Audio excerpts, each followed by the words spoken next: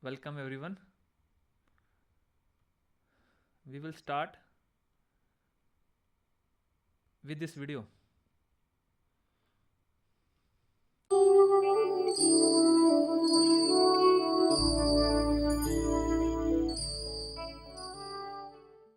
The Sufis say that a person has a purpose in life, and you need to find out what your purpose is. This question keeps coming up for me since I haven't been in the commune for long. There it did not matter.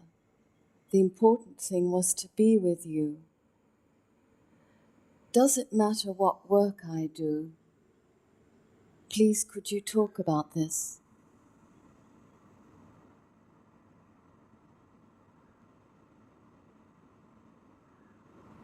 What the Sufis say is not what you have understood. They certainly say that every person has a purpose in life. Their meaning is that every person has a unique individuality, unique function, a unique place in existence, irreplaceable.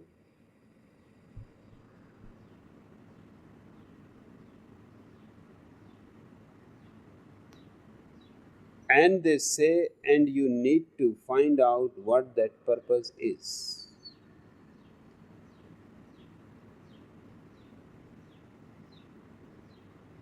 The emphasis is not exactly to find out इस चीज को ना बड़े ध्यान से सुनना कि अभी ये पर्सन क्या बोलने जा रहा है. what that purpose is.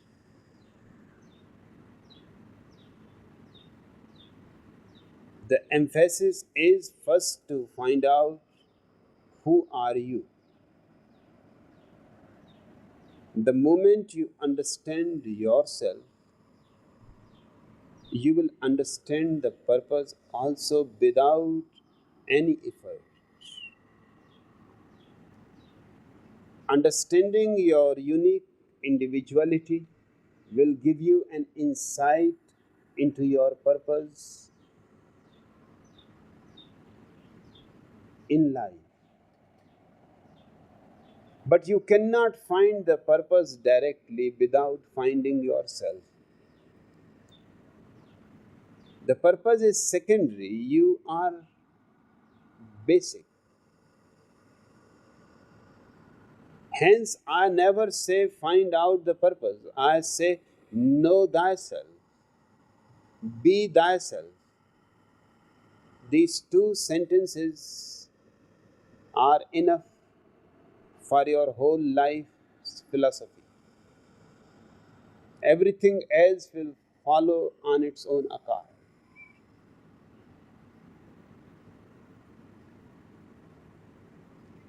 You are asking this question keeps coming up for me now that I am not in a commune any longer.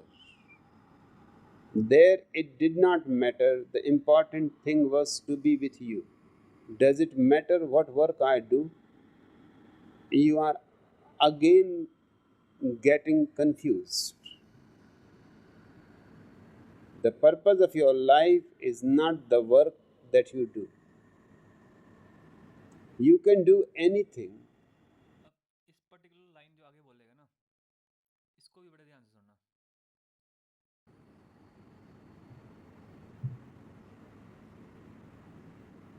By the purpose is not meant your work. You can be a shoemaker, you can be a carpenter, you can be a dancer, you can be a musician. That does not matter. Whatever gives you bliss, whatever gives you peace, whatever brings more awareness to you, whatever makes your life a life of gratitude,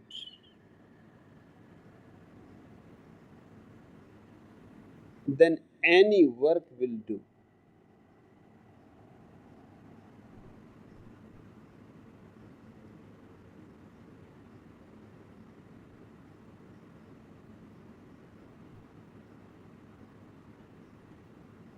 The work is not important, but what happens within you doing the work. That is the decisive point.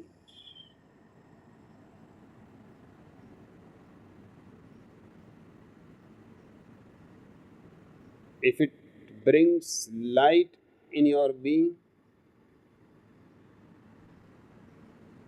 if it brings a deep fulfillment, if it makes you more loving and more joyous, then it is absolutely irrelevant what you are doing. Do it. And do it totally. Because the more totally you do it, the more intelligence you bring in doing it, the more your individuality will become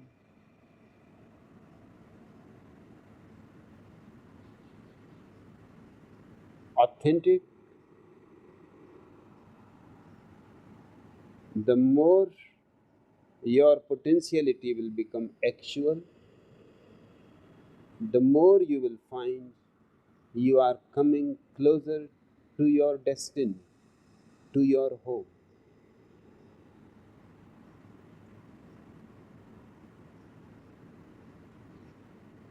11-year-old boy This is a joke. Lucy was walking down the village street leading a cow by a rope. He met the vicar who said, "Little boy, what are you doing with that cow?" "Please, sir," said Lucy, "it is my father's cow, and I am taking her to the bull." "Disgusting," said the parson. "Can't your father do that?" "No," said Lucy. "It has to be the bull."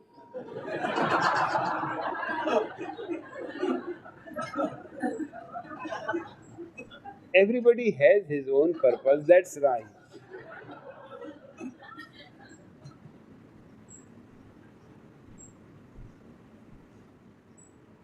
But to find your purpose is impossible without finding yourself. And the moment you find yourself, simultaneously you will find your purpose. So there is no need to be concerned with the purpose. The whole concern should be knowing yourself. And the way to know yourself is meditation. The purpose of showing that particular video is to, before finding the purpose of your life, first try to know yourself. We will not going to say this is a class. We will going to say this is a web series. Like every web series, there is a title of this web series. And the title of that web series is The Maverick Evolution Rising Through UPSC. We will discuss the meaning of Maverick in some time later. And we also have episodes. जैसे हर web series में seasons होते हैं, episode होते हैं, वैसे ही इसमें भी ऐसा रहेगा. This is the episode 0, the blue print for success navigating the UPSC path. इसमें हम समझेंगे, आज हम किसी सब्जेक्ट को पढ़ेंगे नहीं, इसके बजाय हम ये समझेंगे कि एक्चुअल में ये पूरी जर्नी क्या है. ओके, इसको हम समझेंगे बिल्कुल से एक स्ट्रक्चर्ड पाथ में. ये सीजन्स की डिटेल्स है, कौन कौन से सीज़न आएंगे इसमें, इस पूरी पर्टिकुलर वेब सीरीज में। The first one is geography, second is history, third is polity and the fourth one is economy. अभी सिर्फ 4 ही सीजन डिसाइड हुए हैं। इसके बाद जो अगले सीजन होंगे वो आपको you will come to know in the future.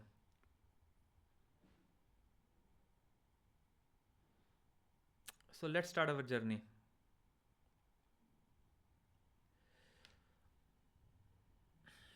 First slide में ये वर्ड था मैवरिक।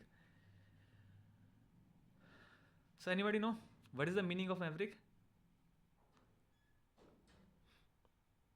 पाटिल? No sir. जो इस पूरी यूपीएससी जर्नी का जो पर्पस है ना, वो है कि we have to become a Maverick.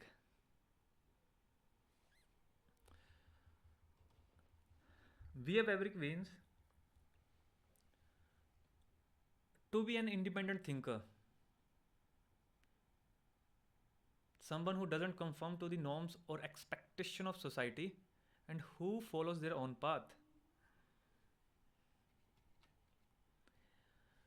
A maverick is often seen as bold, innovative, and willing to take risks in order to achieve their goals or stand by their beliefs. And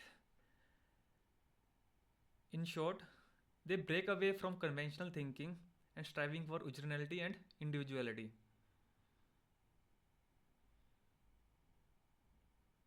कोई मुझे बताएगा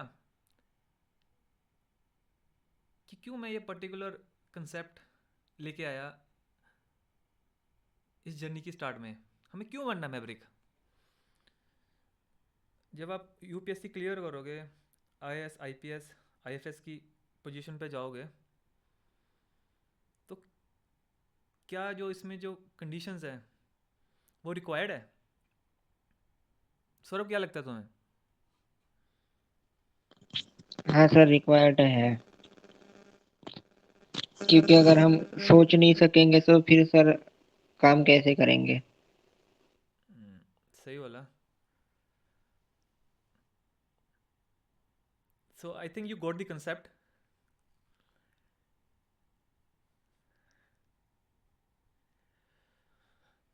Our all interaction will be in a dialogue form.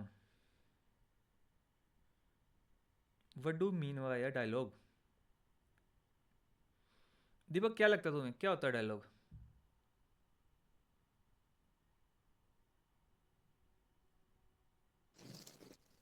Dialogue जैसे कि जो कुछ भी हम बोलते हैं, I think. Okay. The term dialogue refers to a conversation or exchange of ideas between two or more individuals, group or entities. Like अभी हम ग्रुप्स हैं जिसमें हम आइडिया एक्सचेंज करेंगे। ये कोई कन्वेंशनल क्लास नहीं है जिसमें मैं बोलता रहूँगा और आप सुनते रहोगे। ये डायलॉग फॉर्म में होगी। इसमें इस ग्रुप में या इस एक्सचेंज, आइडिया एक्सचेंज प्लेटफॉर्म पे कोई बड़ा नहीं है, कोई छोटा नहीं है। I am just aware about certain facts which you don't know yet, but in time to come you will also aware about those certain facts.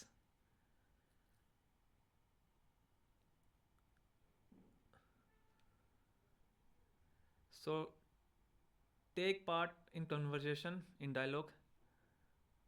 This is beneficial for you. अभी हमने देखा कि हम डायलॉग तो करेंगे, पर dialogue का method क्या होगा?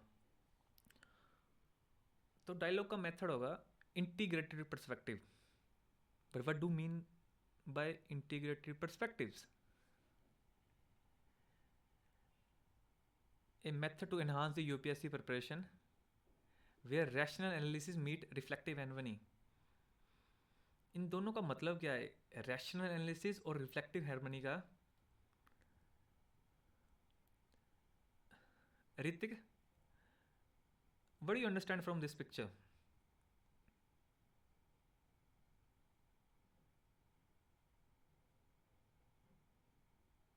Sir, this picture shows uh, कुछ भी बोलो. pre- एक पुजारी कुछ पढ़ रहा है या कुछ डिस्कस कर रहा है with other persons. Okay. Saurabh, आपको क्या लग रहा है?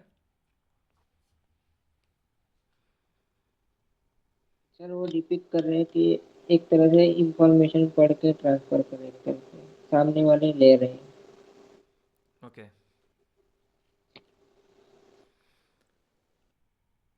दीपक, सेकंड वाली पिक्चर को देख के तुम्हें क्या लग रहा है कि क्या कर रहा है ये person?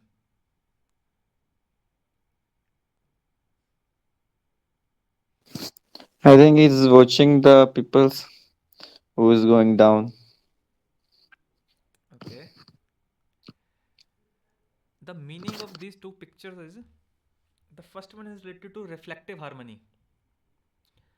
Then, what do you mean by reflective harmony?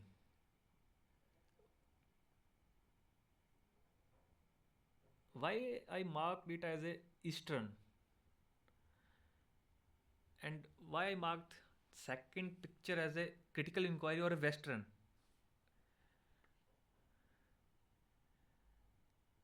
I don't know you either you aware about the philosophy or not. In the philosophy, the Western philosophers are categorized as critical thinker.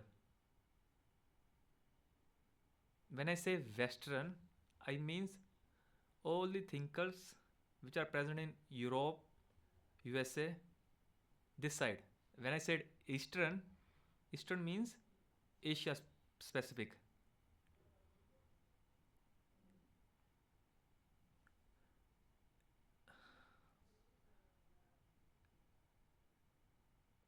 So the question is, what is the meaning of critical and reflective thinking?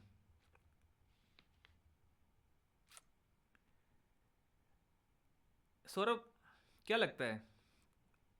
What is the meaning of critical thinking? Sir critical मतलब ये भी हो सकता है कि कोई महत्वपूर्ण सोच होती है एक तरह से, और एक होती है कि हमने किसी से सुना और वही सोच हम रिफ्लेक्ट करते हैं एक तरह से। Okay.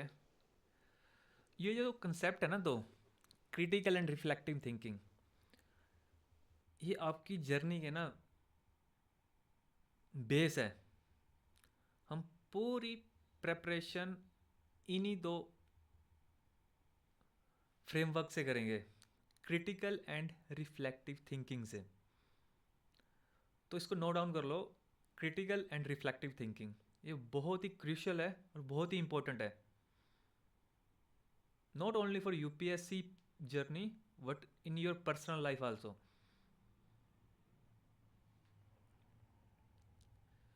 So the critical thinking involves analyzing, evaluating, and synthesizing information objectively and systematically. It requires questioning assumptions, considering different point of views, and making reasoned judgment.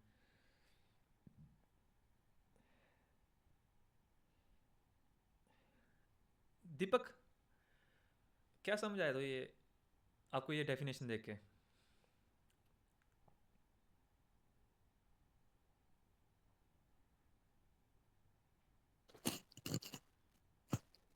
कि अगर हमें कुछ भी करना है तो फर्स्ट हमें उसको एनालाइज करना पड़ेगा, फिर उसको हमें इवेलुएट करना पड़ेगा, एंड देन हम सिंथेसाइज करेंगे इंफॉर्मेशन को. ओके. यस.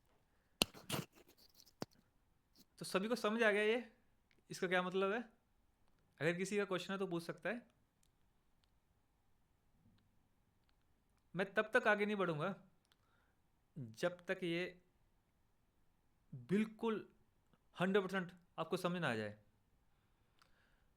सौरभ, तुझे समझ आ गया? थोड़ा सा सर। थोड़ा सा? ये क्या नहीं समझ आया? सर शब्द समझ में आ गए।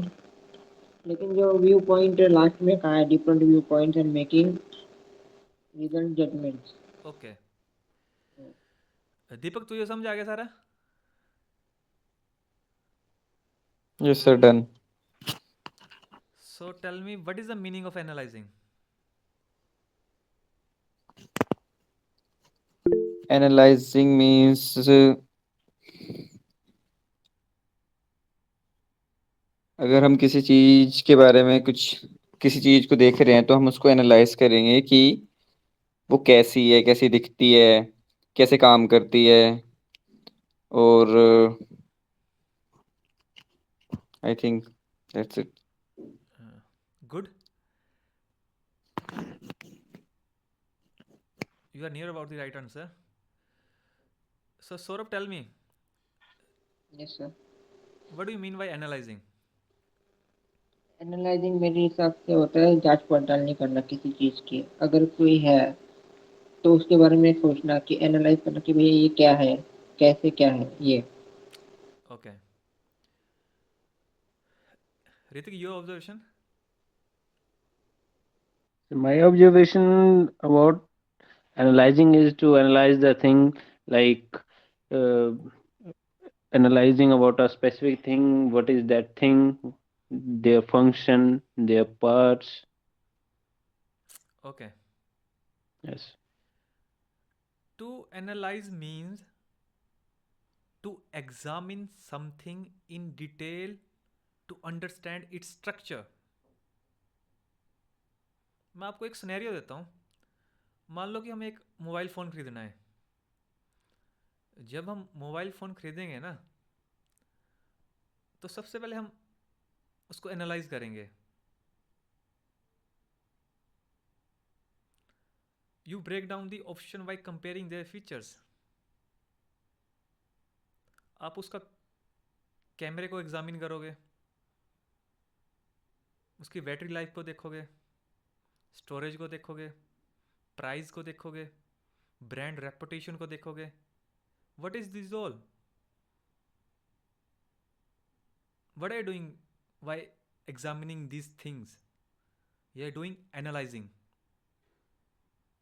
I'm going to repeat the definition of analyzing. To analyze means to examine something in detail to understand its structure.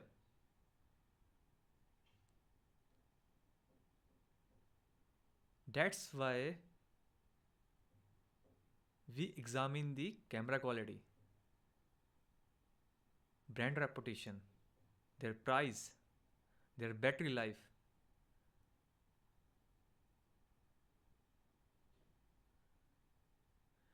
हम क्या करते हैं, जब हम किसी चीज़ को एनालाइज करते हैं तो उस पर्टिकुलर चीज़ की छोटी छोटी चीज़ों में बांट देते हैं, ब्रेक कर देते हैं इन्फॉर्मेशन को।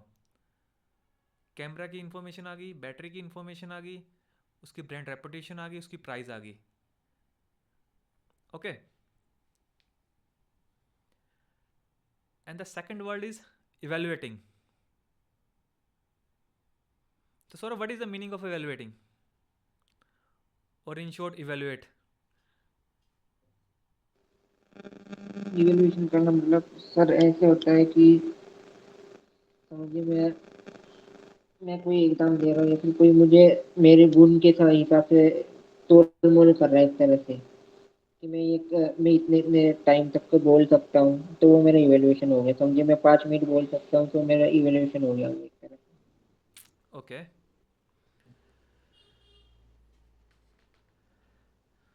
Then what is the difference between evaluation and analysing? Sir analyse हम सिर्फ पता कर रहे हैं ना, इवैल्यूएशन हम ये कर रहे हैं कि उसको एक तरह से एक लेवल पे देख रहे हैं कि इवैल्यूएट कर रहे हैं। ओके, एनालाइज तो ये हो गया ना, हमने पता कर लिया सिर्फ, लेकिन इवैल्यूएशन ये है कि हम उसको लेवल भी दे रहे हैं।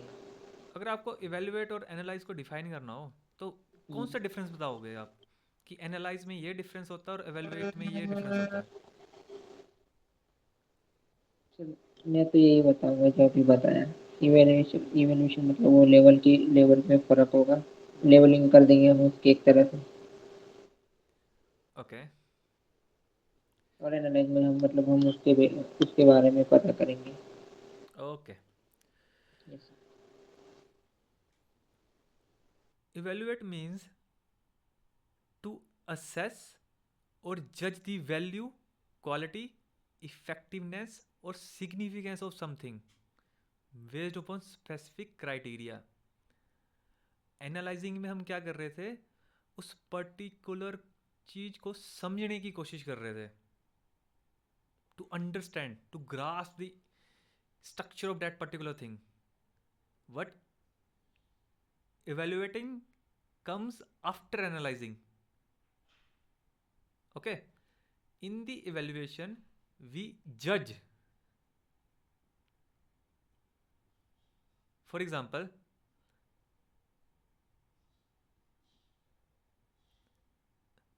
when we buy the phone na, we evaluate phone based upon review, expert opinion, and also by our personal needs. In the evaluation we see pros, cons of each phone to see which one meets our need. Analysing में हम किसी particular thing को समझने के लिए उसको छोटे छोटे पार्टों में डिवाइड कर रहे थे, और उस छोटे छोटे पार्टों को हम फिर समझ रहे थे. बट इवेल्युएशन में हम क्या कर रहे थे, उसको इवेल्युएट कर रहे थे कि ये सही है या गलत है. पर एनालाइजिंग में हम ये डिसाइड नहीं कर रहे थे ये सही है या गलत है. एनालाइज में हम सिर्फ उस पर्टिकुलर थिंग को जानने की कोशिश कर रहे थे. And the third term is synthesising. What is the meaning of synthesizing? Ritik? I don't know exactly what synthesizes. Sorry. Okay, no problem. Deepak?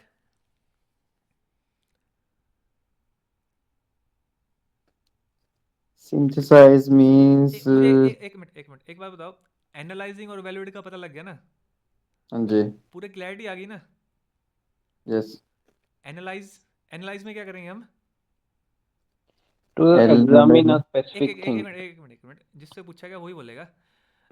दीपक क्या करेंगे एनालाइजिंग में? एनालाइज में हम उसके स्ट्रक्चर के बारे में जानेंगे कि मतलब कैसी दिखती है वो, हाँ, कैसे काम करती है. उसमें हम सिर्फ जानेंगे उसकी स्ट्रक्चर को, हाँ जी. पर उसको और इवेल्युएट नहीं करेंगे, मतलब अपने ओपिनियन नहीं देंगे.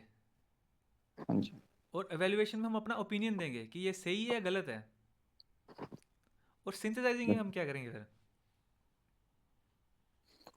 अब हमें ये पता चल लग गया वो मतलब चीज सही है गलत है, और हमें उसका स्ट्रक्चर भी पता लग गया.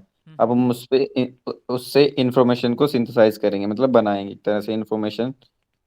एक सिस्टमेटिक वे में हम इंफॉर्मेशन को कलेक्ट करेंगे उससे, I think. Okay. Saurabh, do you have any opinion? Sir जैसे कि कॉग्नोसी में हम क्या करते हैं सिंथेसाइजिंग, मुझे समझ नहीं आ रहा यार, तो आपकी आवाज़ उसमें से क्लियर नहीं हम आ रही. जैसे हम कॉग्नोसी में करते हैं सर सिंथेसाइजिंग, केमिस्ट्री में भी करते हैं। ओके. नहीं करते तो है, तो पर होल मतलब ओवर क्या हुआ है? प्रोडक्ट में से हम हम्म मैं कहा करते तो है हम, पर इसका मतलब क्या हुआ? Hello,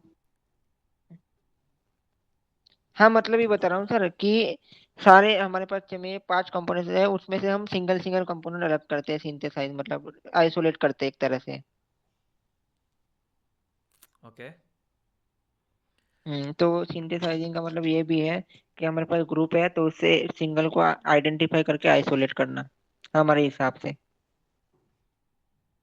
yes, it can be. Synthesizing means combining different pieces of information, ideas, or perspective to create a new cohesive understanding or solution. आपने उस पर्टिकुलर मोबाइल को एनालाइज किया, एवेल्युएट किया, for what? For new understanding or to make a decision? ये ना एक chronology में है। हमेशा हम सबसे पहले चीज़ों को एनालाइज ही करते हैं, फिर एवेल्युएट करते हैं, फिर हम जो इन्फॉर्मेशन हमें कलेक्ट होती है थ्रू एनालाइज और एवेल्युएटिंग ना, उस इन्फॉर्मेशन को हम सिंथेसाइज करते हैं डिसीजन से पहुंचने से पहले। मैं इस पर्टिकुलर डेफिनेशन में इसलिए इतना टाइम दे रहा हूँ क्योंकि हमें हर टॉपिक को, हर सब्जेक्ट को इन्हीं दो पैरामीटर से देखना है, क्रिटिकली और रिफ्लेक्टिव थिंकिंग से। हमें कोई और फ्रेमवर्क यूज़ नहीं करना है। जब भी हम कोई टॉपिक को रीड करेंगे तो उसको हमें बाय दिस पैरामीटर देखना है, हमें उसको एनालाइज करना है, एवेलुएट करना है, सिंथेसाइज करना है। Okay, am I clear? Deepak समझ आ गया यस सर। इन तीनों का Yes, sir. मतलब? Repeat the synthesizing meaning. Okay. In simple terms, synthesizing means combining different pieces of information, ideas, or perspective to create a new cohesive understanding or solution.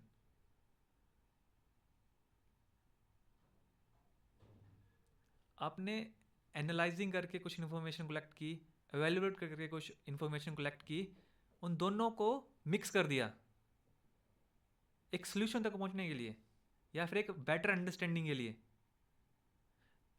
मैं example देता हूँ। आपको iPhone पड़ा है आपके सामने और वन प्लस पड़ा है, पर आपको समझ नहीं आ रहा कि आपको कौन सा फ़ोन खरीदना है। आप क्या करोगे? आप दोनों फ़ोनों की कैमरा क्लैरिटी देखोगे, स्टोरेज देखोगे, बैटरी लाइफ देखोगे। उस टाइम पे आप क्या कर रहे हो? आप उन दोनों फ़ोनों को एनालाइज कर रहे हो। उसके बाद उस एनालाइज क्यों कर रहे हो? क्योंकि आप दोनों फ़ोनों को समझने की कोशिश कर रहे हो। ओके, एवेल्युएशन में क्या करोगे आप देखोगे प्रोज एंड कॉन्स कि आपकी नीड के हिसाब से कौन सा अच्छा है, प्राइस ज़्यादा किसका है, कम किसका है। इन दोनों चीज़ों में आप क्या कर रहे हो? एक इन्फॉर्मेशन कलेक्ट कर रहे हो। एनालाइजिंग की इन्फॉर्मेशन, एवेल्युएशन की इन्फॉर्मेशन को आप मिक्स कर दोगे ना, that is synthesising. Why you are doing synthesising? To come to a solution for better understanding. आपको बेटर अंडरस्टैंडिंग क्यों करनी है? क्योंकि आपको एक डिसीजन लेना है कि मुझे आईफोन लेना है या वन प्लस लेना है। I think I am clear right now, Deepak? Yes, certain. Okay, Hrithik okay? Yes, sir.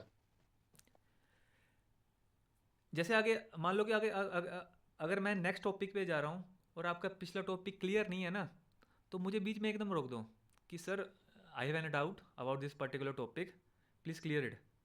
मैं नहीं चाहता कि ये पर्टिकुलर दो टर्म्स क्रिटिकल थिंकिंग और रिफ्लेक्टिंग थिंकिंग में आपको कोई डाउट रहे। Okay, the fourth one is objectively. Sir what do mean I objectively? Sir इसका नहीं पता मुझे ठीक से। Okay, no problem. Hrithik? No, sir. Deepak any idea? Objectively means I think to see the object. Object means object हमारा कुछ भी हो सकता है नहीं नहीं नहीं उस नहीं नहीं नहीं, ये नहीं है। I think. कोई बात नहीं, वेल ट्राई।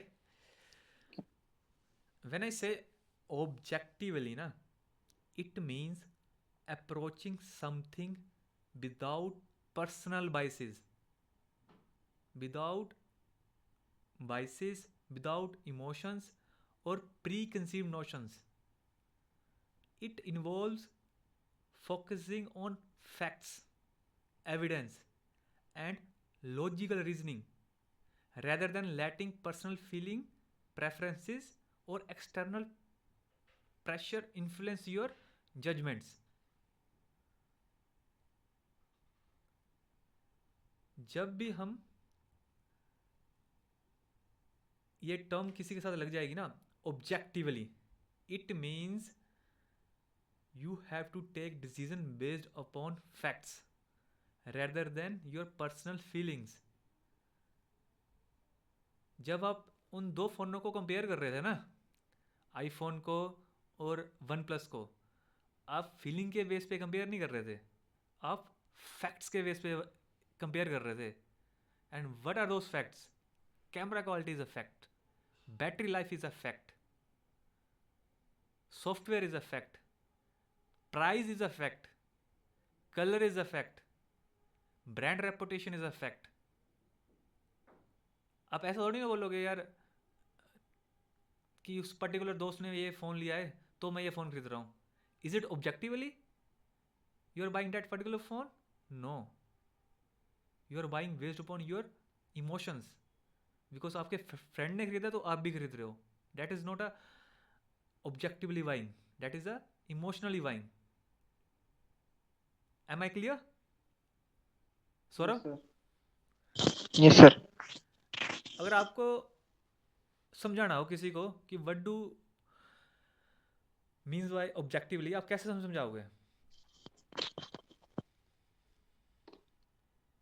जैसे कहा सर आपने, वैसे भी वैसे ही सीन ऐसे में भी हो सकता है. जब मैं कपड़े खरीदने किसी के साथ कपड़े खरीदने जा रहा हूँ, यस. तो मैंने कपड़े खरीदने नहीं थे, ओके.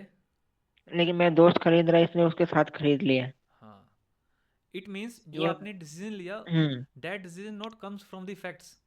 यस, वो फीलिंग के साथ जो जुड़ा हुआ था. Yes. Hmm. I am again repeating,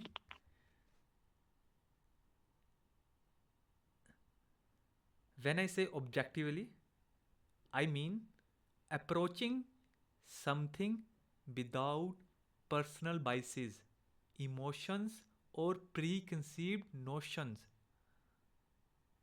Then how you are going to approach that particular thing? You are going to approach that particular thing with facts, evidence, और logical reasoning. ठीक है? Emotions, personal biases, pre conceive notions के base पे आपको किसी particular thing को approach नहीं करना, बजाय फैक्ट्स, एविडेंस और लॉजिकल रीजनिंग के साथ. Okay. And the fifth term is systematically.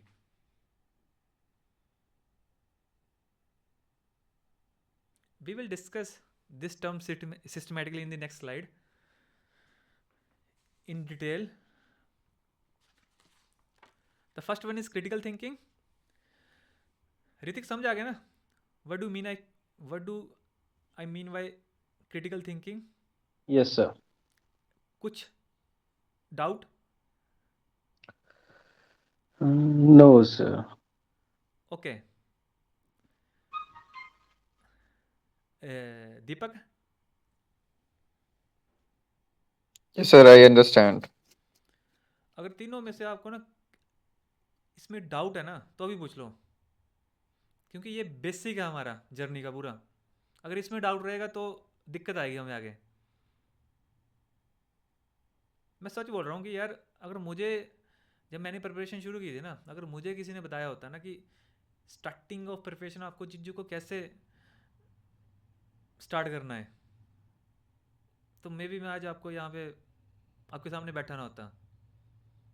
इतनी इंपॉर्टेंट है ये. I think I am clear. The second is reflective thinking. Saurabh क्या लगता है, हमें क्रिटिकल थिंकिंग के बारे में पता लग गया है, तो रिफ्लेक्टिव थिंकिंग का क्या मतलब होगा? जैसे पहले कहा था, मुझे तो आपकी आवाज़ नहीं आ ये रही है. जैसे पहले कहा था मैंने सर, रिफ्लेक्टिव थिंकिंग ये है कि किसी ने हमने कहा, उसके बारे में हमने सोचा और हम आगे फॉरवर्ड कर रहे हैं. नहीं,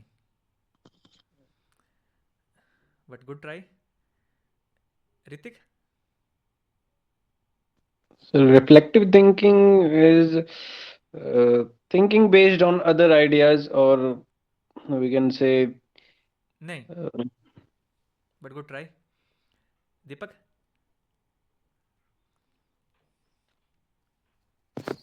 रिफ्लेक्टिंग तो सर यही होता है कि मतलब ठीक है, जो दूसरे मतलब जो हमारा पीछे किसी ने बोली है चीजें, तो उनको हम आगे रिफ्लेक्ट कर रहे हैं.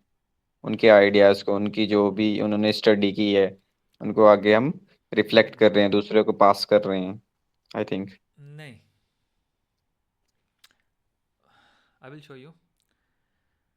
Reflective thinking is the process of reviewing. First one is reviewing, analyzing, and evaluating one's own thought, experience, and actions. It involves self awareness and the ability to learn from past experience to improve future decision and actions.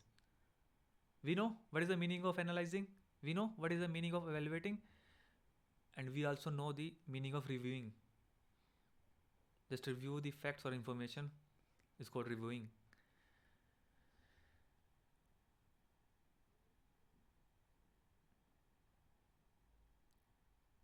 Saurabh, क्या लग रहा है आपको? What is the meaning of reflecting thinking and what is the use of this particular thinking? What are the benefits of reflective thinking?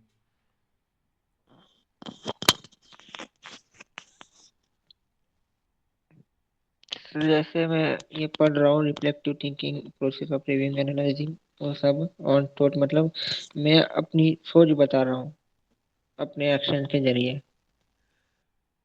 चलो इसको ना एक हम्म case study से समझते हैं। इसको पढ़ो और इसको सोचो कि इस सिनेरियो में क्रिटिकल थिंकिंग क्या होगी और रिफ्लेक्टिव थिंकिंग क्या होगी। 2 मिनट है आपके पास, सोचो, फिर मैं आपसे पूछूंगा।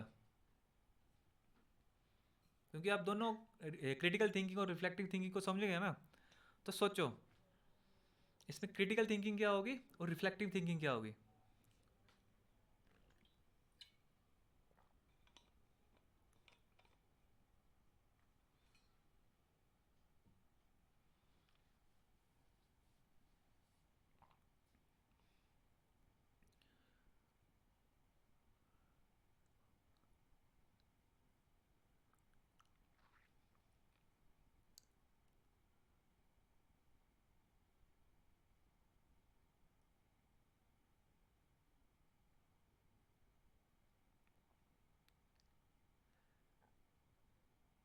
इसको स्टार्ट करने से पहले, इसको खत्म करने से पहले ना, मेरा एक क्वेश्चन है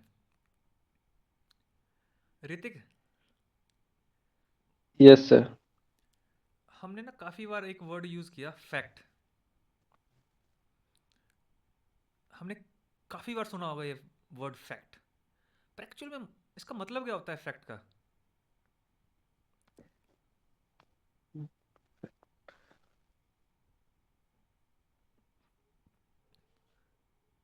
any idea? No, sir. I don't have an exact meaning for the fact. Okay, no worries. Saurabh,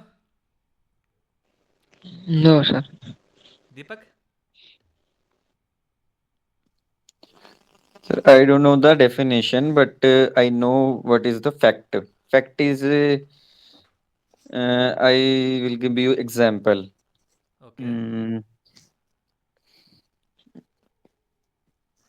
आपने ही बताया था मेरे को कि जैसे सूरज निकल रहा है हमारा, that is fact. Okay, that is अ तो गुड, ये एक फैक्ट है। That is a good example. But what is the meaning of fact? Because if fact you don't know the meaning of fact, you will not able to use it properly. You will understand things as they are. Okay, no worries, I will tell you, I will tell you all. If fact is a statement or piece of information that can be verified and is objectively true. Please put your attention in this particular thing. A fact is a statement or piece of information that can be verified and objectively true. Saurabh, मुझे एक बात बताओ, क्या yes मैं sir. Verify कर सकता हूँ कि सूरज कहाँ से निकलता है डेली? Yes sir. कभी ऐसा हो सकता है कि कल का सूरज साउथ से निकलेगा? नहीं। वो कहाँ से निकलेगा? वेस्ट। तो क्या? मैंने वेस्ट बोला। गलत बोल दिया, ईस्ट। Sorry sir. तो जिस पर्टिकुलर थिंग को हम ना वेरीफाई कर सकते हैं उसी को हम फैक्ट कंसीडर करेंगे, जिसको हम अगेन एंड अगेन वेरीफाई कर सकते हैं। सर एक बार करेक्ट कर दो ताकि अगली बार गलती ना हो कहीं पे। ईस्ट से। क्या हुआ? हाँ, ईस्ट से निकलता है। Okay okay.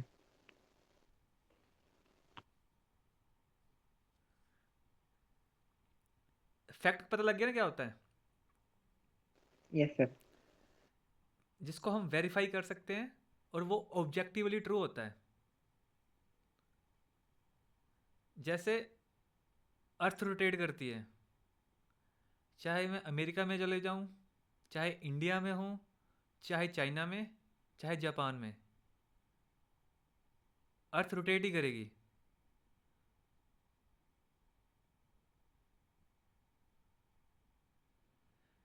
It is a fact is a based upon reality and can be proven to be accurate through evidences, observation, or reliable sources. Facts are not influenced by personal feelings, interpretations, or opinions. एक और fact बताता हूँ आपको मैं। Water boils at 100 degree Celsius at sea level. Saurabh, मुझे एक बात बताओ, क्या इस फैक्ट को, क्या ये फैक्ट साउथ अफ्रीका में अलग होगा और जापान में अलग होगा या सेम होगा? सर सी लेवल अलग हो सकती है लेकिन फैक्ट तो सेम ही रहेगा। That's why I said water boils at 100 degree Celsius at yes. Sea level. Sea level same ही होगा ना? हम्म। ऐसा नहीं ना होगा कि साउथ अफ्रीका में बॉयल कर रहा है 100 डिग्री पे एट सी लेवल और जापान में नहीं करेगा, तो वो फैक्ट नहीं हुआ।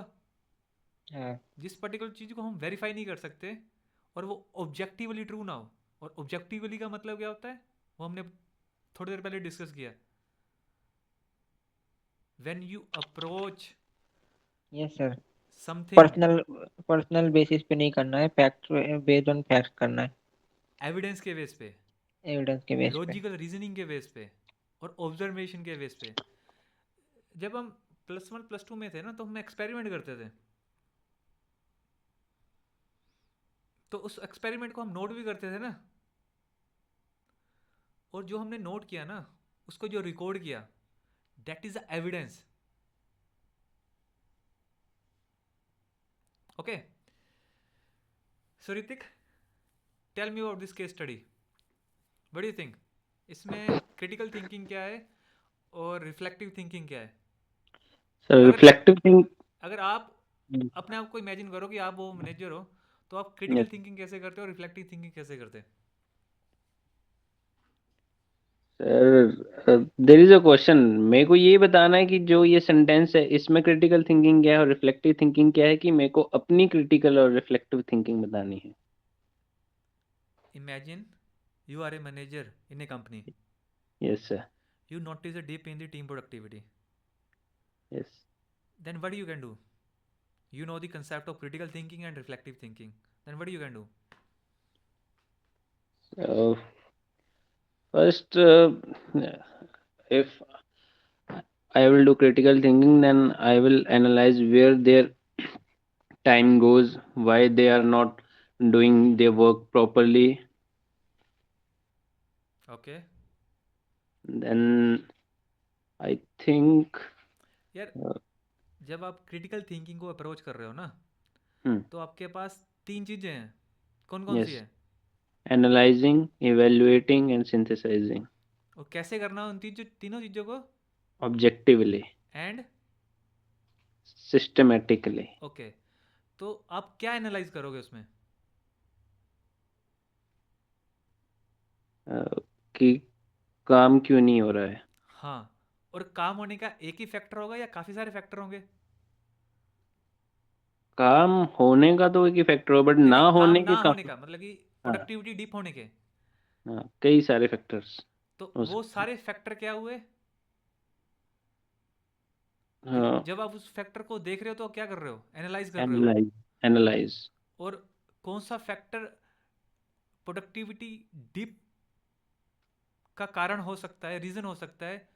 जब आप ये डिसाइड कर रहे हो तो आप क्या कर रहे हो? इवेलुएट। यस। अब सिंथेसाइजिंग कब करोगे आप?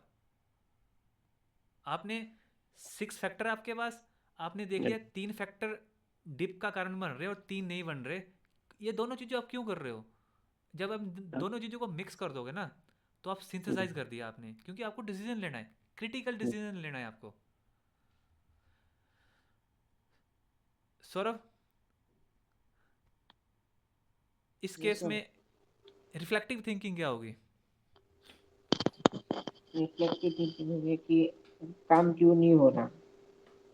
ठीक है सर। वो तो हमने तो ये क्रिटिकल थिंकिंग में देख लिया ना कि काम क्यों नहीं हो रहा। सर यहाँ में आपने कहा ना, जैसे पहले रिव्यू रिव्यू भी तो करेगा ना मैनेजर कि भैया काम क्यों नहीं हो रहा। नहीं नहीं सौरभ, अभी हमने डिस्कस हम्म। किया ना कि यस। क्रिटिकल थिंकिंग में हम एनालाइज करेंगे कि what are the hmm. Factors hmm. By which we have seen a dip in the productivity. Yes sir. There are 6 factors. We analyze yes. this those 6 factor. We yes evaluate those इवेल 6 factor. We yes. synthesize those 6 factor, yes. and we come to a conclusion. That is critical thinking. I am asking you, what is the reflective thinking in this particular scenario? Sir फिर अगर हमने analyse और evaluate कर लिया तो फिर तो reviewing बचेगा ना सर। Okay, दीपक, तो फिर हम आपको क्या लगता है इसमें रिफ्लेक्टिव थिंकिंग क्या होगी? पहले पहले दीपक मुझे पहले ये बताओ, हमने पहले डिस्कस किया रिफ्लेक्टिव थिंकिंग की डेफिनेशन। रिफ्लेक्टिव थिंकिंग होती क्या है?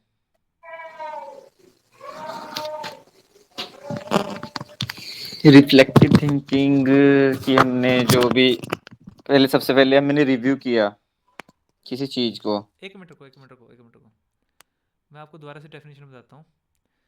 रिफ्लेक्टिव थिंकिंग में we review, analyse, evaluate. Deepak अपना माइक बंद करना। In the reflective thinking we reviewing, analysing and evaluating one's own thought. Critical thinking में हमने एनालाइज किया कि डिप क्यों हो रहा है। हमने 6 फैक्टर आइडेंटिफाई किए। पर रिफ्लेक्टिव थिंकिंग में अब हम उन पर्टिकुलर 6 फैक्टर के बारे में नहीं बात करेंगे। अब हम बात करेंगे अपने खुद के थॉट्स के बारे में, एक्सपीरियंस और एक्शंस के बारे में। नाउ दीपक कंटिन्यू। यस सर, मैं यही बोलने वाला था कि मतलब जो ये इमीडिएटली एक्शन एंड ब्लेमिंग है, ये हमारा उसमें रिफ्लेक्टिव उसमें आएगा। मतलब मतलब ये जो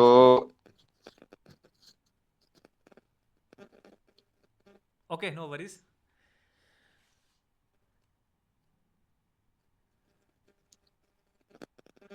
क्रिटिकल थिंकिंग में क्या करेगा manager?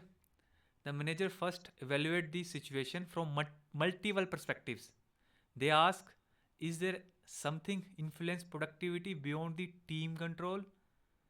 Is it a personal issue, external factor, or is the workload unclear? These are the different factor. The manager looks at the data. Has there been a pattern of decreased productivity? Is the dip consistent across all team members or isolate or to specific individuals? They challenge assumption like, could the work process itself be inefficient? वो क्या करेगा? पहले देखेगा कि productivity load तो नहीं है। वो देखेगा कि जो इंस्ट्रक्शन है काम करने की वो क्लियर है या नहीं। वो देखेगा कि ये पर्सन स्पेसिफिक तो नहीं है, और वो ये भी देखेगा कि ये कोई एक ट्रेंड तो नहीं है पीछे से, और वो ये भी चेक करेगा कि जो प्रोसेस है इट्स सेल्फ कैपेबल है इस पर्टिकुलर टाइम में उस एक्टिविटी को कंप्लीट करना। पता लगा उस एक्टिविटी को 6 घंटे में ही कंप्लीट किया जा सकता है, पर हमारी एक्सपेक्टेशन है 5 घंटे की। Okay, is it clear to all of you? Yes sir. पता लग गया ना क्रिटिकल थिंकिंग हमने कैसे कैसे फैक्टर्स को इवेल्युएट करना है, एनालाइज करना है और सिंथेसाइज करना है। And the second is reflective thinking. Reflective thinking में क्या करेगा वो, the manager reflects on their own leadership. वो क्या देखेगा, have I been providing enough support to clear direction, clear enough support और clear direction, have I communicated the team's goal clearly. Reflective thinking में क्या करेगा, वो खुद के ऊपर डाउट करेगा कि जो मैंने काम किया है वो अप टू द मार्क है या नहीं। Did I introduce any recent changes that could have created confusion और stress. The manager consider their emotional reaction on this situation, why I am frustrated by this, am I putting too much pressure on the team, is there an aspect of my leadership style that needs to be changed. Finally, the manager consider lesson learned, what can I do differently going forward to prevent this from happening again, how can I support my team in addressing potential obstacles. Is it clear to all of you? Yes sir. तो ऋतिक, मेरा question आपसे है कि while preparing for UPSC or IAS, why we need reflective and critical thinking? क्या जरूरत है यार, और आपको लगता है कि इसकी जरूरत है भी है या नहीं भी है?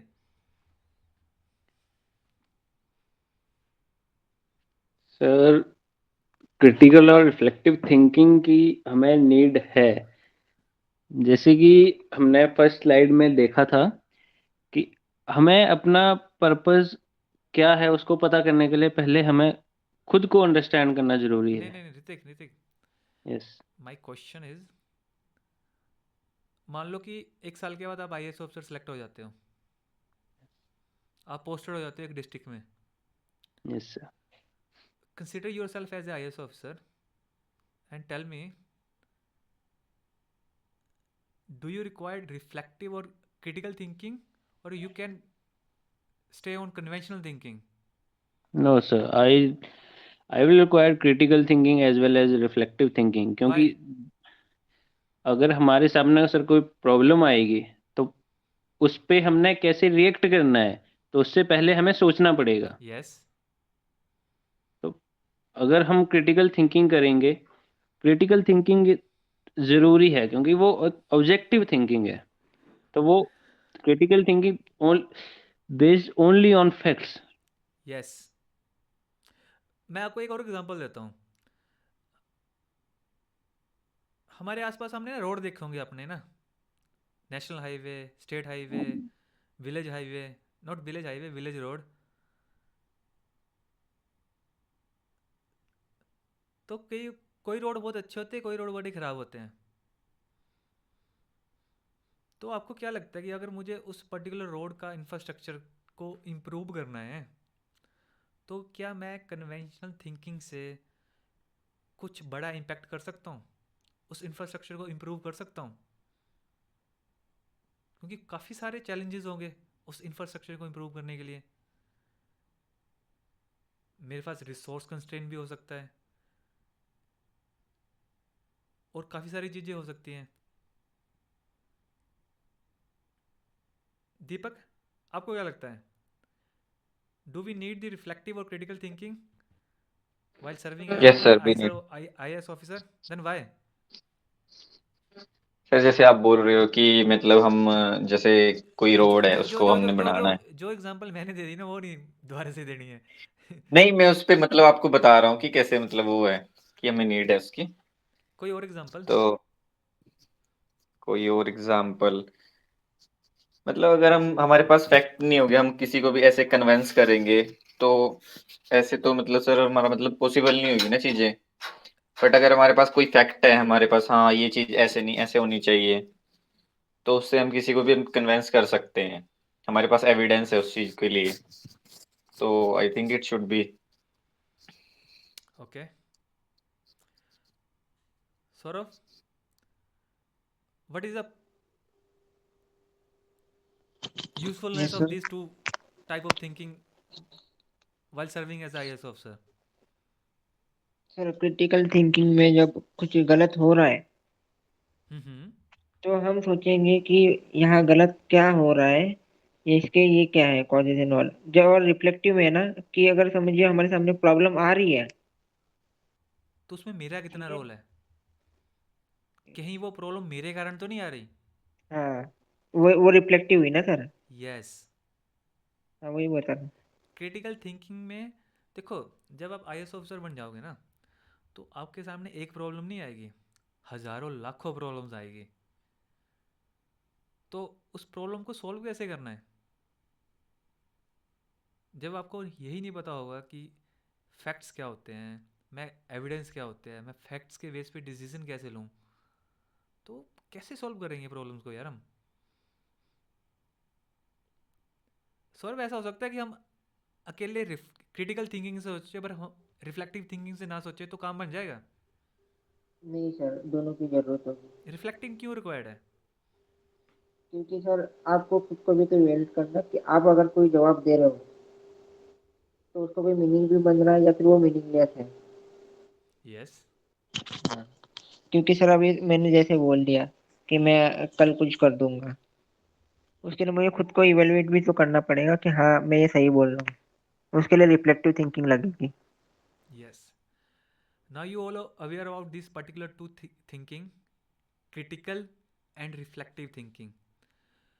Throughout our UPSC journey, we will use these two type of thinking to understand, to grasp any topic. Okay.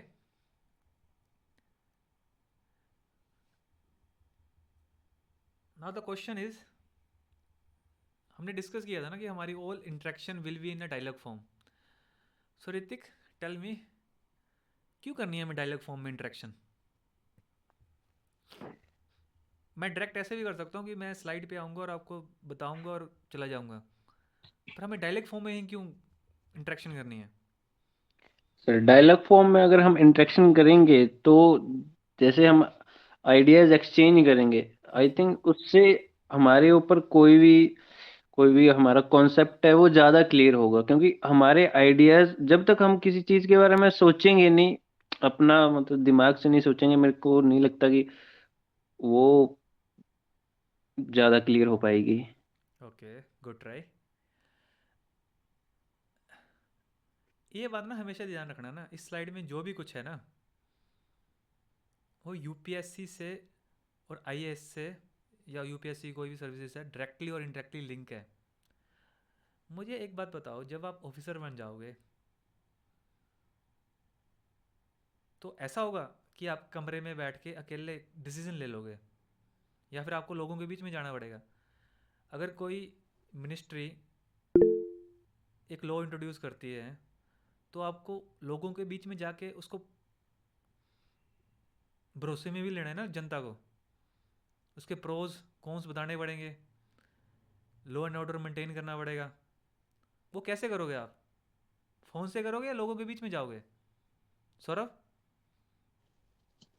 Sir लोगों के बीच जाके करना पड़ेगा ना, फोन क्योंकि से हम फोन से क्यों नहीं कर सकते? सर हम जो ना, समझिए हम जो डायलॉग करते, समझिए जिससे बात करते हैं हम, मैं आपसे अभी फोन पे बात कर रहा हूँ और जब मैं सामने बात कर रहा हूँ तो फोन पे तो मेरे हाव भाव नहीं पता चलते ना सर, लेकिन सामने हाव भाव पता चल जाते हैं। बिल्कुल। हम्म। एक ट्रस्ट बिल्ड होता है डायलॉग से। हाँ, ट्रस्ट बिल्ड होता है। सही बोला ना? ये Yes, builds sir. Critical and reflective thinking essential for UPSC. अगर हम डायलॉग ही नहीं करेंगे तो हम critical thinking, I am able to do critical thinking, how should I know? जब तक मैं अपने पर्सपेक्टिव को, थॉट्स को एक्सप्रेस ही नहीं करूँगा, तब तक मैं कैसे पता करूँगा कि I am able to do critical thinking और रिफ्लेक्टिव थिंकिंग?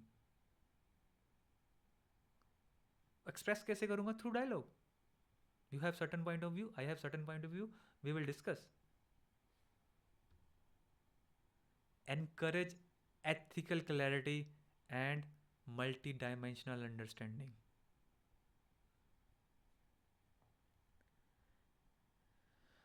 और इसका जो करिकुलम है उसके हिसाब से भी डायलॉग बहुत इंपॉर्टेंट है, क्योंकि यूपीएससी के इंटरव्यू भी है और इंटरव्यू में आपको अपने थॉट्स को आर्टिकुलेट करना है।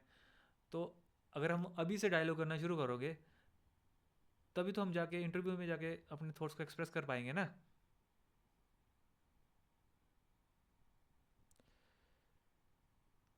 You should ask me, Saurabh, as a beginner,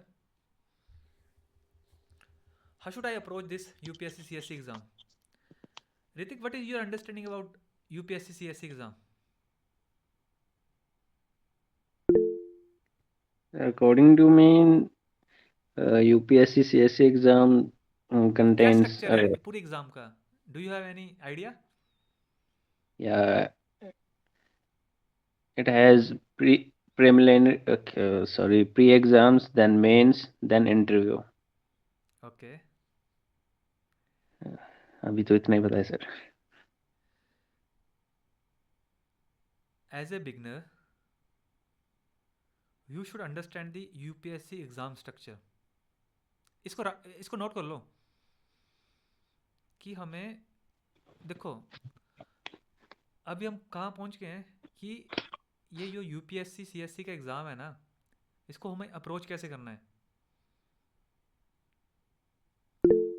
first point है, हमें एग्ज़ाम के स्ट्रक्चर पता होनी चाहिए। द सेकंड पॉइंट इज हमें सिलेबस के बारे में पता होना चाहिए।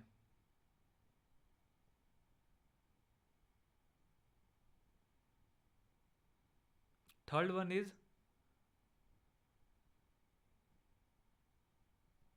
Foundation building. When I say foundation building, I mean you should aware about your old subject and also about their resources. The fourth point is, we will discuss in detail about this point. First, you have just write. The fourth point is optional subject selection. Fourth point is optional subject selection. Fifth one is very important, creating a study plan.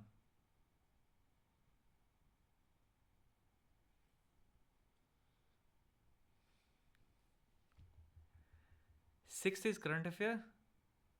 Seventh is practice answer writing. First is understand the exam structure. Second is know your syllabus. Third, create a study plan. Foundation building. Decide optional subject. Current affair. Practice answer writing.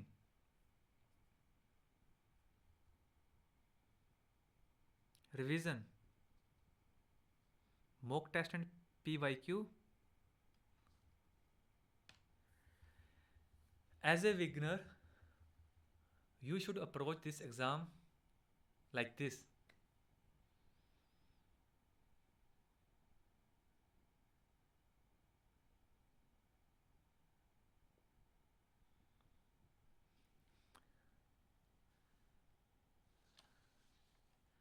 Saurabh, मुझे ये बात बताओ Yes, sir. कि हमें syllabus के बारे में क्यों बताना चाहिए? सर हमें पता तो हो कि हमें सवाल कैसे आने वाले हैं, किस चीज के आने वाले हैं, हमें जवाब क्या देना है। ओके, कंटेंट कंटेंट पता होना चाहिए कि हम क्या तैयारी करके जा रहे हैं। Okay yes. Hrithik, study plan क्यों इम्पोर्टेंट है?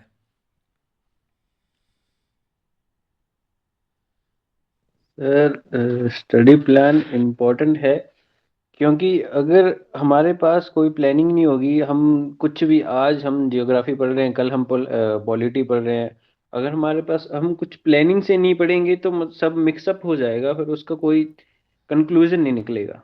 Then how will you decide? How are you going to create your study plan?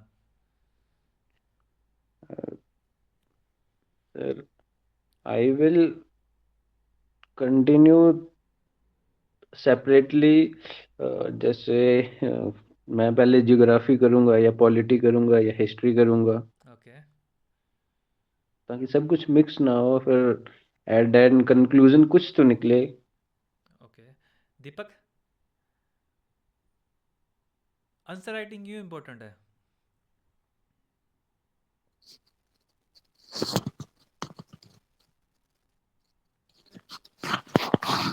Answer writing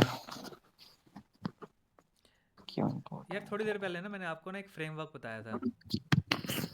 ऐसा Although you don't have any information about this particular exam, that's why you are not able to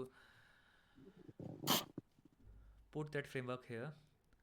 Critical thinking, analyze, evaluate, synthesizing objectively. आज से आपको चाहे personal matter हो चाहे professional matter हो, इन्हीं पांचों वर्ड से चीज़ों को देखना है. Analyse, evaluate, synthesise, objectively and fifth one क्या था Deepak? Systematically. Yes. So why writing is important? I'm going to quote a Jordan Peterson here. What he say? He say, if you know how to write, you can think. If you know how to think, speak and communicate in writing, you are unbelievable powerful in an authoritative manner. Why? Because arguments move the world forward. And if your arguments are tight, well constructed, lucid, well edited, and carefully thought through, with five rationals for everything you do, which is what happens when you learn to write properly,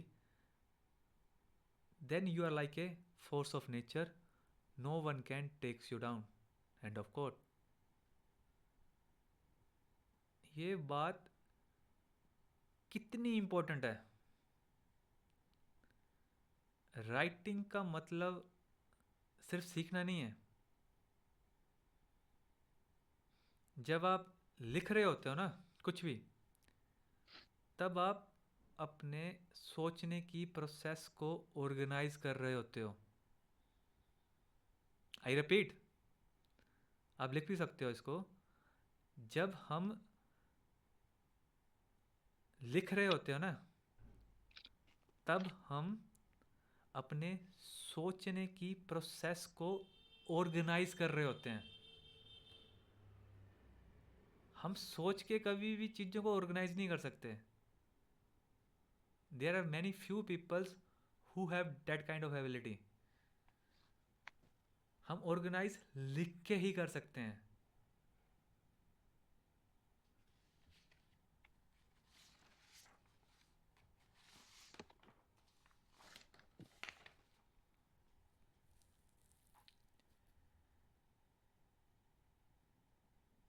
अगर आप अच्छे से सोच कर लिख पाते हो ना, तो आप अपने आइडियाज़ को ना अच्छे से प्रेजेंट कर सकते हो.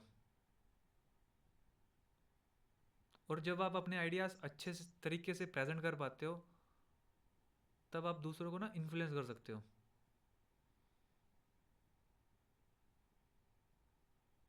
ये राइटिंग सीखने का ना सबसे बड़ी फ़ायदा पता क्या है? ये आपको ना सोचने की क्लैरिटी देता है.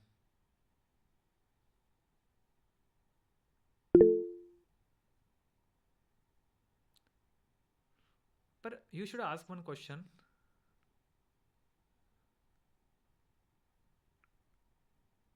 Do you have any facts that writing is so much important? Saurabh, क्या लगता है आपको कि जो मैंने अभी बोला कि राइटिंग इतनी इम्पोर्टेंट है, क्या सच में राइटिंग इतनी यस इम्पोर्टेंट है? सर। आपके पास कोई एग्जांपल है कोड करने के लिए? सर कोड करने के लिए फार्मा का ये एग्जांपल बेस्ट है सर। अगर राइटिंग नहीं है तो कोई एविडेंस ही नहीं है कि वो कोई काम हुआ है। यस। कोई फार्मा से बाहर जाओ, बेसिक डेली लाइफ में जाओ। यस। हम्म। सर जैसे हमने हमारे पहले के ग्रंथ लिखे हुए हैं। यस। तो वो एक तरह से एविडेंस है, सबूत है कि ये चीजें हिस्ट्री में मतलब पास्ट में हुई है। यस। हम हम्म। वाल्मीकि रामायण जी को जानते हैं, हम अष्टावक्र जी को जानते हैं, हम गौतम बुद्धा जी को जानते हैं, शेक्सपियर को जानते हैं, सोक्रेटिस को जानते हैं, कालिदास को जानते हैं। कैसे जानते हैं? Because of their writing.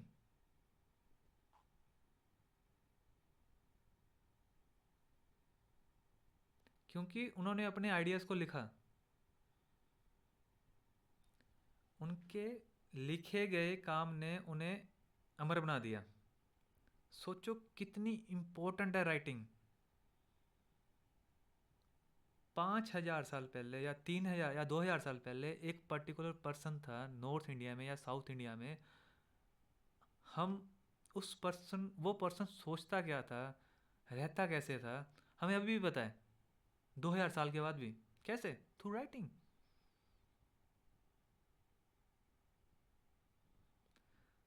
अगर उन्होंने अपने थॉट्स को लिखा ना होता, क्या हमें उनके विचारों के बारे में कुछ पता होता? नहीं, पॉसिबल ही नहीं है।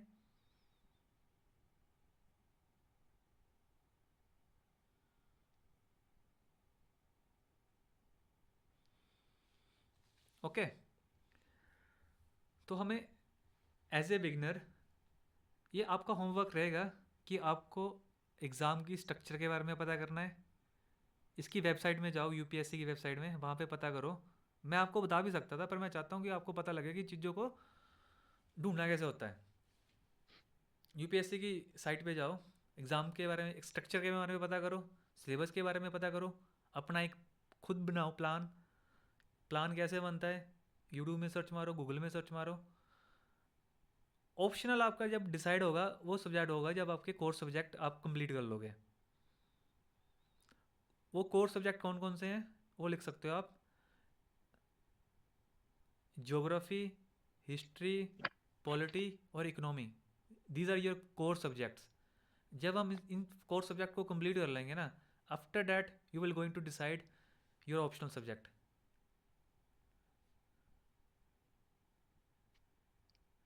और उसी पे आपको पीवाईक्यू भी मिल जाएंगे। दीपक, हमें पीवाईक्यू क्यों देखने हैं?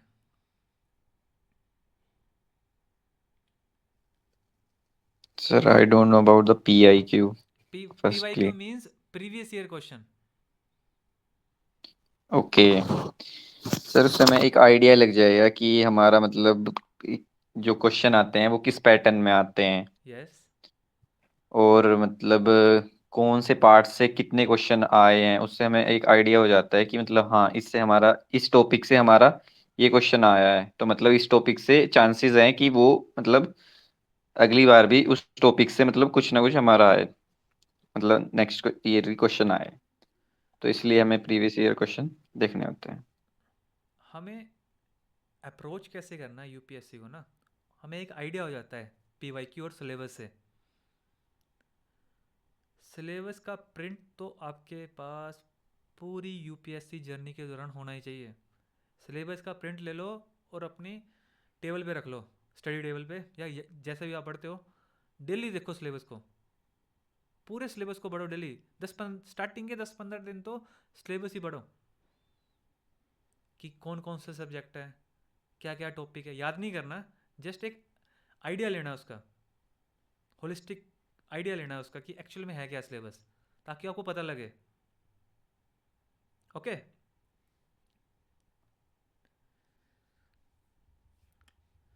What are the key skills?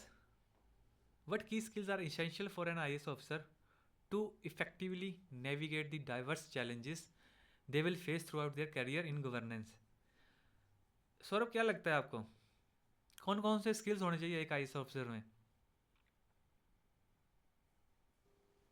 पहला तो कम्युनिकेशन स्किल होना चाहिए सर, यस.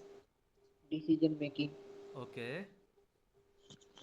और हो सके तो फिर ये चीज आ ही जाती है सर, ये दोनों में मुझे लगता है मेन है। ओके.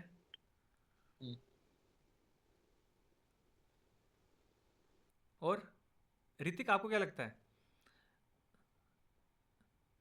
मेरे को तो सर वही लगता है कि जो हम पढ़ रहे हैं ये क्रिटिकल थिंकिंग और रिफ्लेक्टिव, हाँ, दैट्स वो आल्सो इम्पोर्टेंट. पहले तो वो चीज़ों को एनालाइज कैसे करेगा, हम्म. फिर वो इवेल्युएट कैसे करेगा कि ये वर्थ है कि नहीं है जो उसने एनालाइज किया है। यस. फिर वो अपनी एक अंडरस्टैंडिंग बनाएगा डिसीजन लेने के लिए, बट वो उस डिसीजन के इफेक्ट्स क्या होंगे उसको भी सोचेगा। That is a part of critical thinking. Okay, one is critical thinking. Second, reflective thinking, that is also part of thinking. या Okay, that is a one thinking, skill. Reflective thinking and critical thinking is a one thing. We can also say analytical and strategic skills. This is one. Second, second same decision think decision decision making skills. okay. But isn't any decision making skills and critical thinking are same? Critical thinking हम क्यों कर रहे हैं? Decision लेने के लिए कर रहे हैं ना? Yes, Then both are same. First is thinking, critical or reflective thinking. Second, जैसे सौरभ ने बोला communication skills. या communication skills to implement their decision. Okay. Deepak, critical thinking हो गया, डिसीजन कम्युनिकेशन स्किल्स हो गए, और क्या लगता है एक आईएएस ऑफिसर में क्या क्या होना चाहिए इन दोनों को, इन दोनों के अलावा? Confidence. That is a part of communication. Okay. बस you can only communicate if you have a confidence. Yes sir. Did we need leadership skill? Yes sir. Okay. The first one is, you can write down, leadership and management skills, communication and interpersonal skills, analytical and strategic skills, ethics and integrity, technological and knowledge weight skills.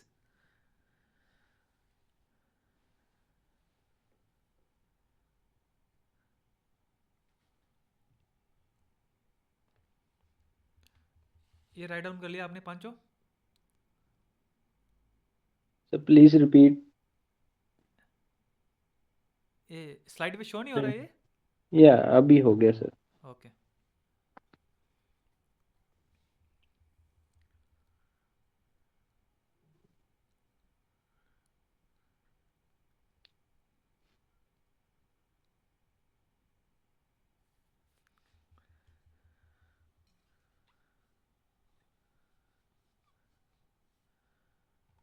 Now my question for you, Saurav, why do we need those skills?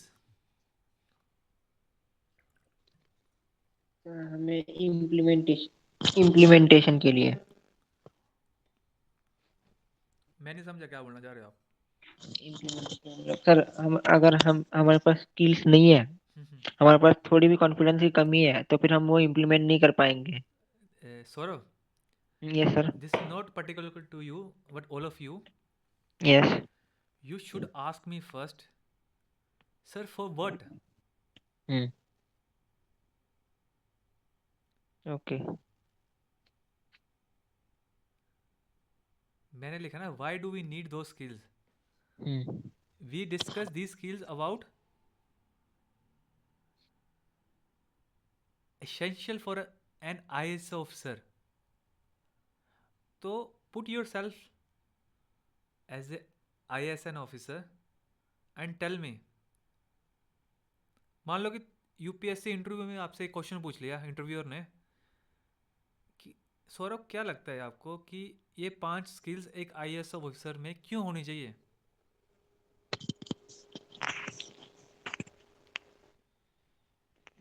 Sir lastly तो यही आ जाता है ना, मैं जहाँ भी हो, अगर आप कहीं कहीं पब्लिक में जा रहे हो, हम्म तो आपके पास अगर इसमें से समझिए कम्युनिकेशन का या फिर इंटरपर्सनल स्किल थोड़ा कम है, मतलब सिलेक्शन तो बात की बात है, वो होगा, आपने कहा आईएएस ऑफिसर है, वो उस मुताबिक अगर थोड़ा भी आप हिचकिचा रहे हो तो उसका बहुत ज्यादा डिफरेंस पड़ता है आपके वे ऑफ डिलीवरेंस पे। यस, बिकॉज एक आईएएस ऑफिसर गवर्नेंस का पार्ट होता है और गवर्नेंस में उसको हजारों चीज़ों से डील करना है। उसको पॉलिटिशियंस के साथ भी डील करना है, उसको आम जनता से भी डील करना है, उसको अपनी फैमिली की सिचुएशन से भी डील करना है, पर्सनल लाइफ से भी डील करना है। But my question is, leadership और मैनेजमेंट स्किल्स हम समझ गए, कम्युनिकेशन भी हो गया, एनालिटिकल भी हो गया, पर उसमें एथिक्स और इंटीग्रिटी की होनी चाहिए। दीपक क्या लगता है आपको, एक आईएएस ऑफिसर में एथिक्स और इंटीग्रिटी क्यों होनी चाहिए? करप्ट आईएएस ऑफिसर नहीं चलेगा?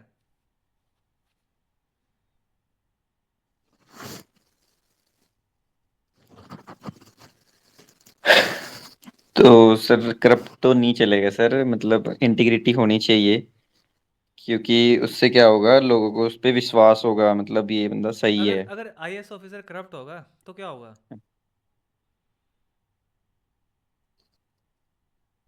तो सर जो भी वो काम करेगा उसको मतलब सही से नहीं करेगा, उसका इफेक्ट हमारी पब्लिक पे आएगा।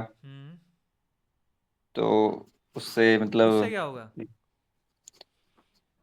उससे सर हमारे जो एक्सीडेंट इंसिडेंट बढ़ेंगे, ये सब चीजें होंगी, हम्म मतलब ह्यूमन लाइफ पे मतलब एक तरह से इफेक्ट करेगी वो चीजें। अभी आप देख रहे हो ना, काफ़ी सारे दंगे होते हैं हाँ जी। किसी पर्टिकुलर स्टेट में या किसी पर्टिकुलर जगह पे। अभी किसान मोर्चा चला है, किसानों ने सड़कें रोक के रखी हैं, पर वो किसी को मार नहीं रहे। क्यों नहीं मार रहे? क्योंकि कहीं ना कहीं उनको कानून व्यवस्था पे भरोसा है। अगर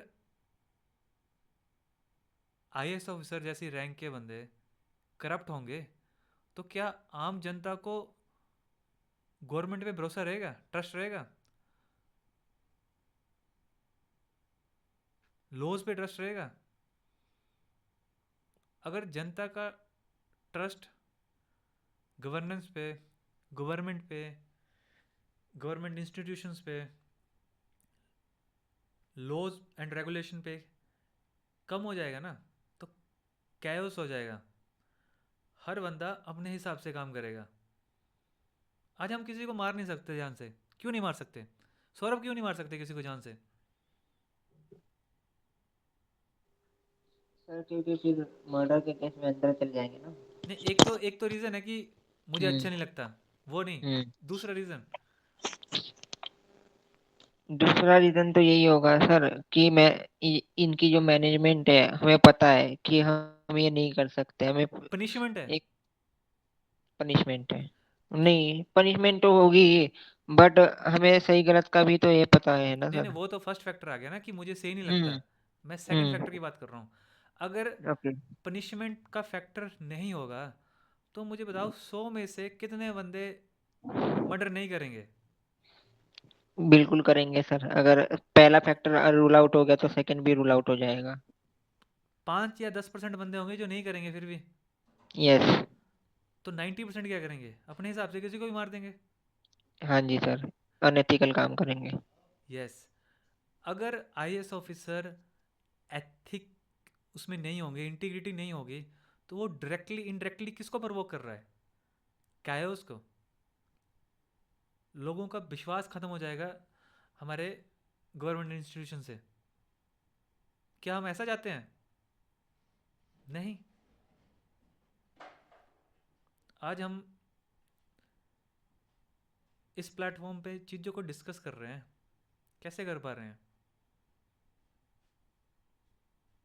because we are the part of stable society. आपको भरोसा है कि आपको आपके कमरे में आके कोई नहीं मार देगा, तभी आप आराम से अपने फ़ोन के सामने बैठ के पढ़ रहे हो।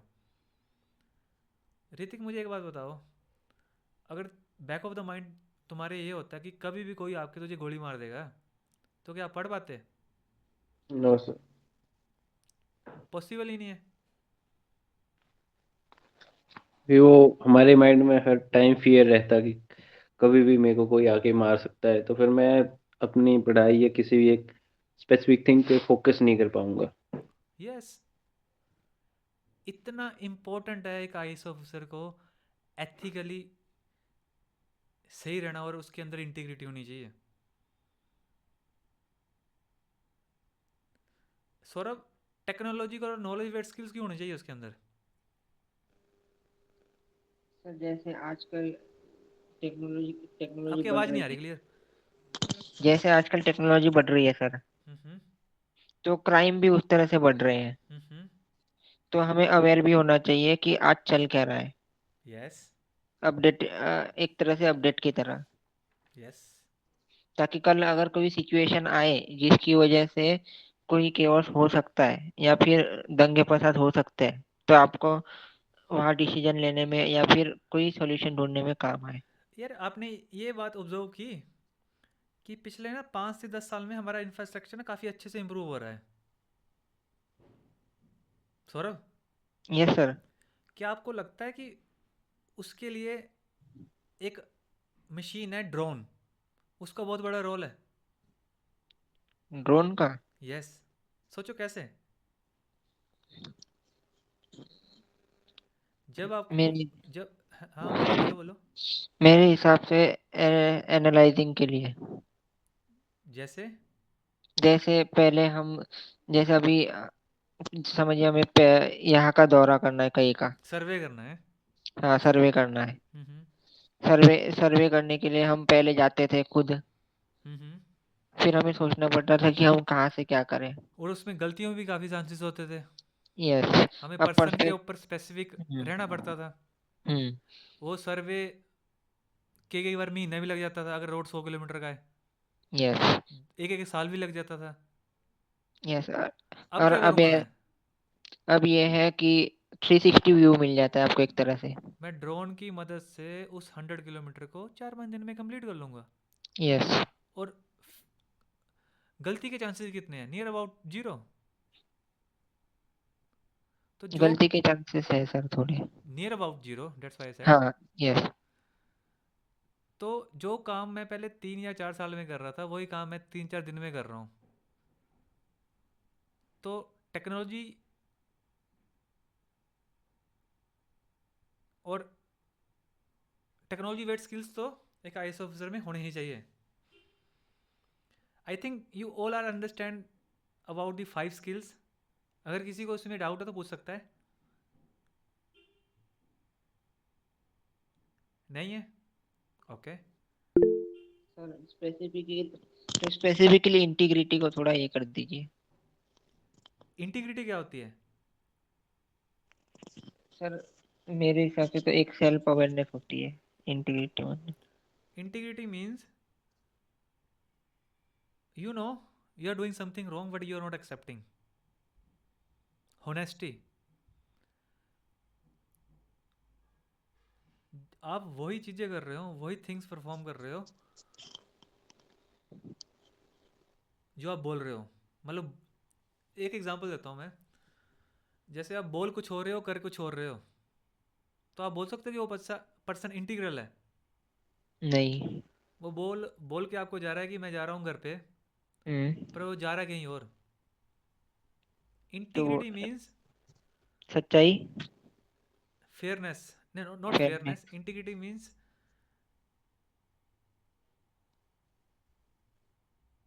we can call it as a fear, honesty. We can already say honest. Got it, sir. कि जो पर्सन सोच रहा है वही कर रहा है, जो बोल रहा है वही कर रहा है.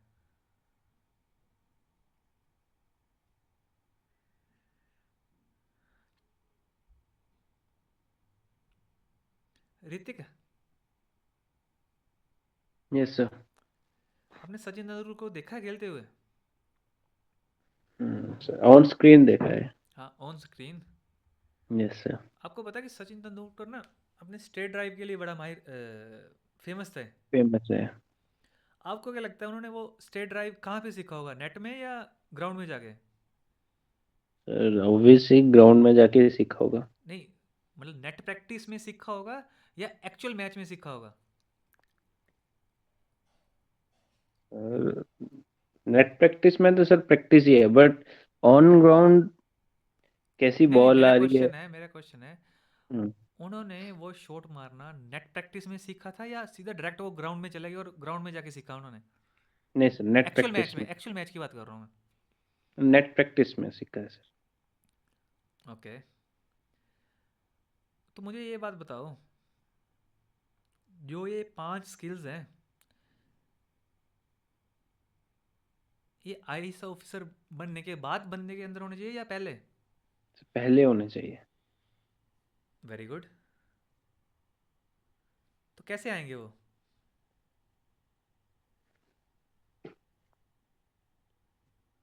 ये सर हमें अपनी डेली लाइफ में इनको इम्प्लीमेंट करना पड़ेगा सर. एक मैं ना, जब भी आप ना आंसर कर रहे होते हो ना, तो स्पेसिफिक रहा करो. जैसे जब मैंने बोला कि how will develop core skills, what are those core skills? Hrithik, कौन कौन से हैं? Leadership, hmm. Management, hmm. just a second, communication and interpersonal skills, hmm. analytical and strategic skills, हाँ. ethics and integrity, and then technological and knowledge based skills. So ideally you should answer like, sir leadership skills ऐसे, technological skills ऐसे, ethical and integrity ऐसे, और communication skills के लिए ये काम करना पड़ेगा. Dates how you should answer. क्योंकि आपको फैक्टर तो पता है ना, स्किल्स तो पता है, उस Yes, sir. स्किल्स के अकॉर्डिंग आपको आंसर करना है. Okay, Saurabh, yes sir. How we will develop core skills? Sir पहले तो मैं अपने कम्युनिकेशन स्किल सुधारूंगा. कैसे? सर ऐसे बात करके या फिर किसी से इंटरपर्सनल बात करूंगा कि हाँ, जिसे पता हो कि हाँ कम्युनिकेशन हम पहले से कर रहे हैं. ओके, हम्म, लीडरशिप और मैनेजमेंट स्किल्स कैसे सुधारोगे आप अपनी? क्योंकि इतना तो आप मान रहे हो ना कि ये 5 स्किल्स रिक्वायर्ड ही रिक्वायर्ड है, ये यस सर. चाहिए ही चाहिए, इसके यस बिना सर. आपका सिलेक्शन नहीं होगा. हाँ. इतना तो आपको लग रहा है ना. यस. तो लीडरशिप और मैनेजमेंट स्किल्स कैसे आप अपने अंदर बिल्ड करोगे? मैनेजमेंट तो सर मैनेजमेंट स्किल्स तो डे टू डे लाइफ को इन मतलब कैसे day time to table day के लाइफ हिसाब. की एक्टिविटीज को मैनेज करके. हम्म. और लीडरशिप? लीडरशिप सर जैसे मैं अभी ग्रुप में इंटरेक्ट करता हूँ, यस. तो तब मैं कोई इनिशिएटिव ले लूँ, यस. इनिशिएटिव लेना शुरू कर दूँ यस. और टीम को साथ में ले लूँ. Look at your slide. Present a PPT on topic once in okay PM front of peers by creating a detailed preparation plan for it diligently. Yes, sir. अब दीपक, मुझे ये बताओ, अगर आप मंथ में एक पीपीटी प्रिपेयर करोगे और अपने पीयर्स के सामने प्रेजेंट करोगे, तो उससे क्या होगा?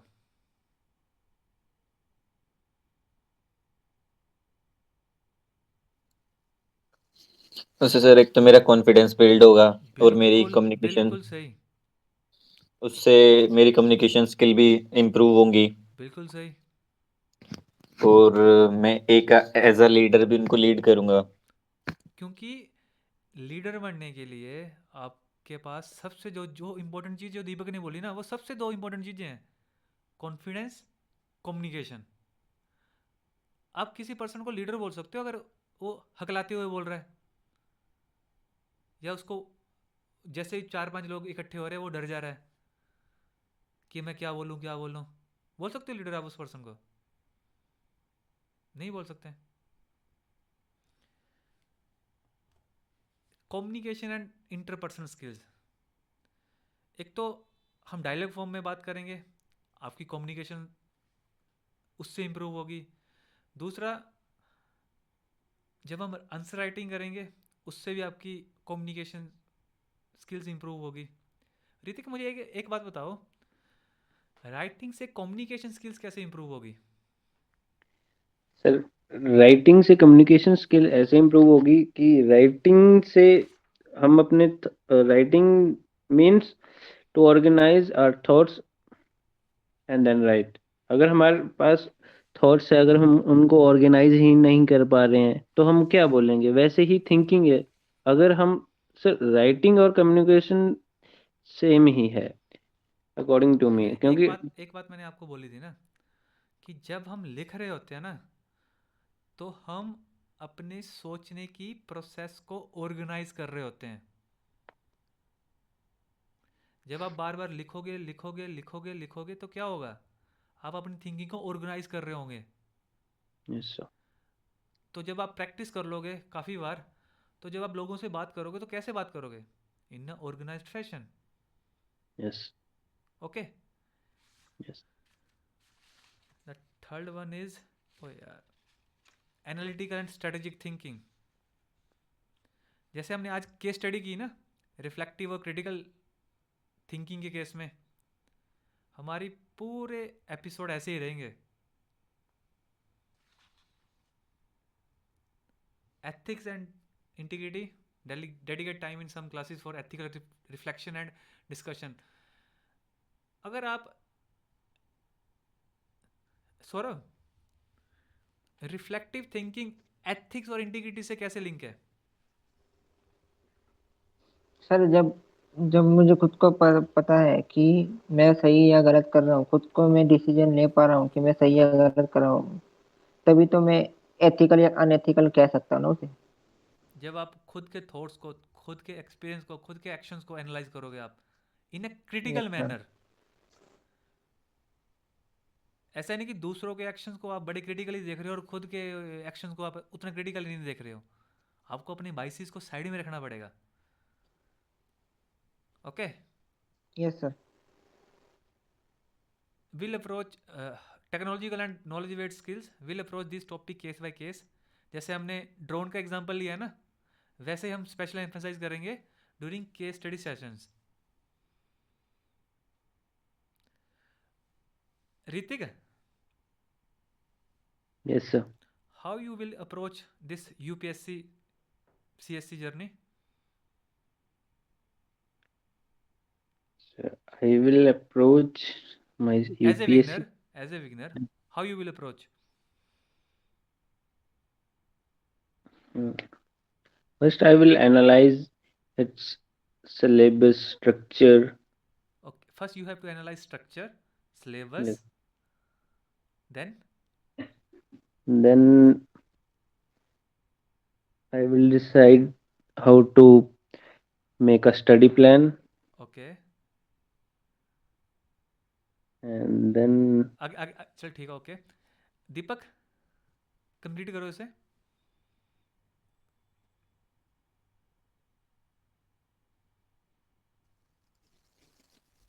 Sorry sir. As a beginner, how you will approach this exam? Okay, sir. First, we should understand the exam structure. Okay, Then, about the syllabus, okay, and then create a study plan, okay, and then foundation building, okay, and decide the optional subject, okay, and then we know about the current affairs Okay. and answer writing, हाँ. practice answer writing, and then revision for Yes. mock tests or previous year questions. Okay.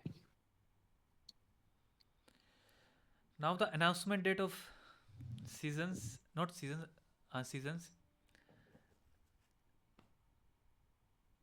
We will complete geography by March or Feb और March. ये मार्च तो लिखा है, अगर हम environment भी साथ में कवर करेंगे तो मार्च, अगर हम अकेली ज्योग्राफी कवर करेंगे तो फेब.